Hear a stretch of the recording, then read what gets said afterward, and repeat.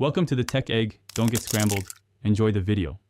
You'll begin by confirming essentials: iPhone XR updated, a passcode created, and the true depth camera clear. Once ready, go to Settings, choose Face ID and Passcode, then tap Set up Face ID. You should hold the phone vertically and position your face inside the on-screen frame. Move slowly. The phone needs a steady, even first scan. Make sure lighting is moderate, and that glasses or masks are removed for this initial enrollment, so the system captures accurate facial data. You'll perform 2 full face scans. Follow the circular motion prompts and rotate your head gently until both scans finish. Keep expressions natural and avoid sudden jerks so the true depth camera maps features accurately. Once done, consider adding alternate appearance if you wear heavy makeup, scarves, or frequent different eyewear. Also decide whether to enable Require Attention for better security. This forces you to look directly at the phone.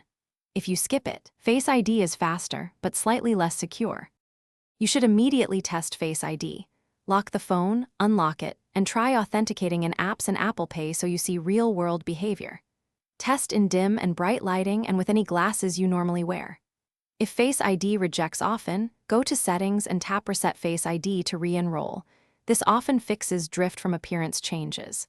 If problems persist, clean the true depth camera, check for iOS updates, and confirm your passcode remains set. These steps resolve most issues. Thanks for watching. Consider subscribing if I helped unscramble your problems.